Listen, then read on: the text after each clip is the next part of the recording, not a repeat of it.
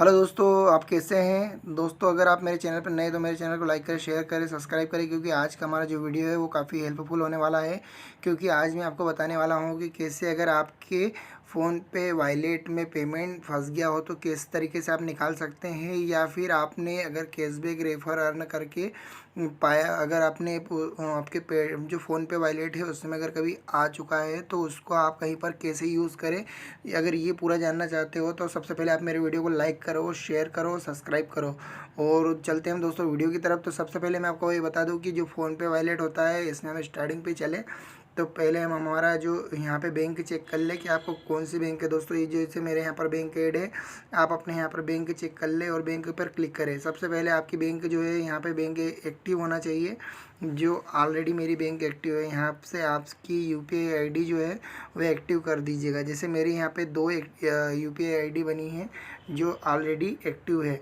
अगर जैसे मैं बता दूँ किस तरीके से एक्टिव करना है, तो जो यहाँ पे दिख रही है अगली वाली, जैसे हमें एक्टिव करके मैं बता देता हूँ। यहाँ पे जैसे क्लिक करेंगे, सिम जो आपकी जो भी सिम हो, जिस भी नंबर का हो, उस पर यहाँ पे क्लिक करें। और क्लिक करते ही आपकी जो सिम का ये है वो एक्टिवेट हो जाएगा यहाँ से, ठीक है। तो जैसे ही एक्टिवेट होता है वो सबमिट का हमारे पास मैसेज आएगा। आगे चलते थोड़ा प्रोसेस में टाइम लग सकता है। तो जैसे ही आप देखेंगे कि हम यहाँ पे हमारे पास जो एक ये चल रहा है, देखिए ये सक्सेसफुल हो चुका है, ठीक है। जैसे ही सक्सेसफुल होने के बाद में यहाँ से आगे हम चले,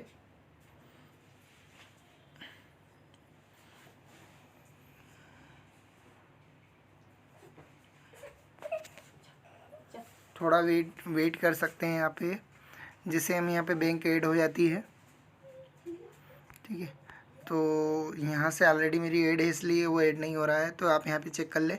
दूसरा ये है कि आपका बैलेंस भी यहाँ से आप चेक कर सकते हैं, यूपीआई का जो रीसेट कर सकते हैं पिन या चेंज कर सकते हैं। ये तो यहाँ पे हुआ। इसके बाद में आप आगे चले हम यहाँ पे, तो हम सबसे पहले यहाँ पे देख लें यूपीआई की जो सेटिंग है वो किस तरीके से कर रखी है दोस्तों। तो ये एक्टिवेट है मेरे पास यहाँ पे यूपीआई आईडी, ठीक है। इसके बाद में हम आगे चले यहाँ से, तो जो हमारा हम बात कर रहे हैं हमारे वॉलेट की, तो ये वॉलेट को ओपन करें। यहाँ पे भी देखो वॉलेट में 0 पेमेंट बता रहा है, जो ऑलरेडी मैंने भी सेटल कर चुका हूँ। लेकिन आपको मैं ये बताने वाला हूँ कि किस तरीके से आप सेटल कर सकते हैं। तो दोस्तों सबसे पहले आप जो आपका रिवार्ड वगैरह अगर आपको कुछ मिला है यहाँ पे, तो ये यहाँ पे ओपन करें।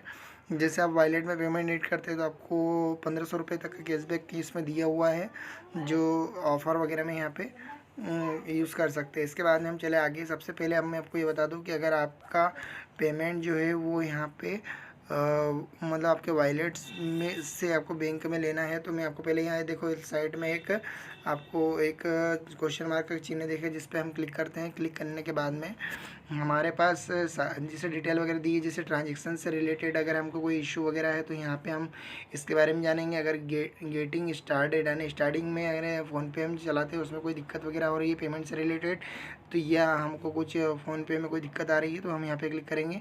अदरवाइज़ अदर टॉपिक पे अगर हमको दिक्कत आती है तो यहाँ पे क्लिक करेंगे। जैसे प्रोफाइल है, मनी ट्रांसफ़र है, एक्टिवेट है, एडिशनल यूपीआई।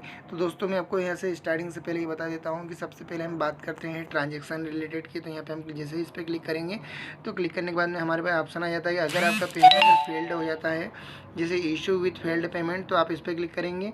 और अगर आपका पेमेंट पेंडिंग में चले जाता है तो आप इस पर यहाँ पे क्लिक कर सकते हैं। और यहाँ पे देखिए कि पेमेंट आपका किस तरीके से फेल हुआ है, जो पेमेंट यूपीआई के थ्रू फेल हुआ है या यूपीआई के थ्रू पेंडिंग है, या आपके इसमें लिखा हुआ इसमें आ रहा है कि 48 hours no final payment status दिखा रहा है, यानी कि आपको 48 घंटे का वेट करने का बता रहा है, या आपका पेमेंट कैंसिल पेंडिंग पेमेंट आ रहा है। तो आप इनमें से किसी ऑप्शन पर क्लिक करके आप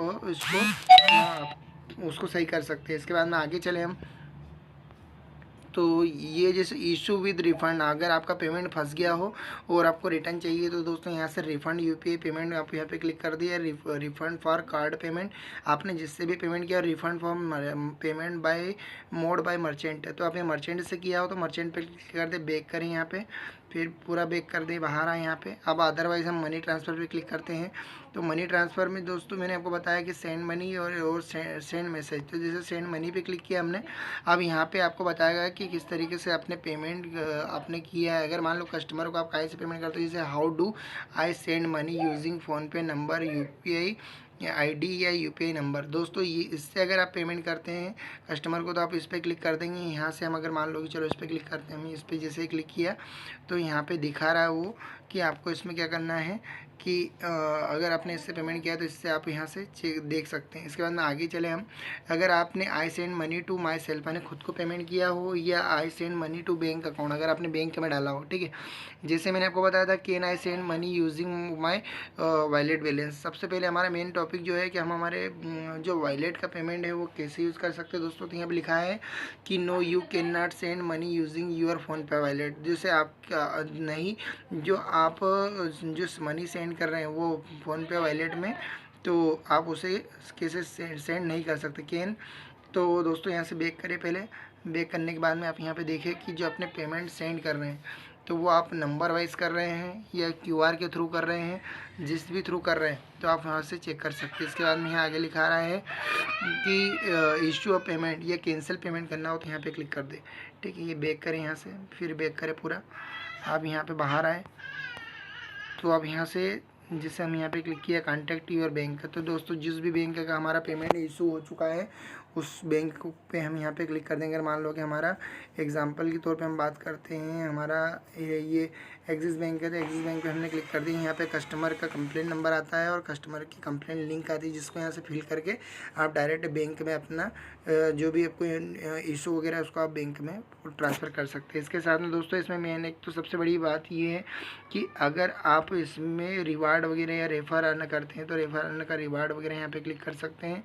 अगर आपको इसमें कोई इशू आता है तो यहाँ पे आप इसके बारे में इसका टिकट जनरेट कर सकते हैं। इसके बाद में यहाँ लिखा आता है रेफर अर्न, तो रेफर अर्न करने के लिए इसका जो अगर आपको इससे रिलेटेड कोई इशू है तो आप यहाँ पे इसको क्लिक कर सकते हैं। चाहो तो आप इसको हिंदी में भाषा में भी कर सकते हैं दोस्तों, तो आपको ये काफ़ी इजी रहेगा। जो जैसे फ़ोन पे पर रेफ़र कर कमाए या फिर इसमें जो भी दिक्कत वगैरह आपको आती है तो यहाँ से आप इसको सीधे हिंदी में भी करके समझ सकते हैं। इसके बाद आगे चले हम, तो इसमें जैसे इंश्योरेंस है और पेमेंट अदर वेबसाइट ऐप्स है, एक्टिवेट है, एडिशनल यूपीआई है, रिचार्ज बिल पेमेंट से रिलेटेड अगर आपको कोई दिक्कत आती है तो यहाँ पे इस पर क्लिक करें और यहाँ से जाके लैंग्वेज को हिंदी कर दें। और देखिए यहाँ पे अगर इसमें से कोई आपको दिक्कत आती है तो इसमें आप उस पर क्लिक कर दें। जैसे रिचार्ज, मोबाइल रिचार्ज से रिलेटेड अगर आपका पेमेंट कभी अटक जाता है तो आप इसमें यहाँ पे क्लिक कर सकते हैं। जैसे प्रीपेड मोबाइल रिचार्ज है, DTH है, फास्टैग है।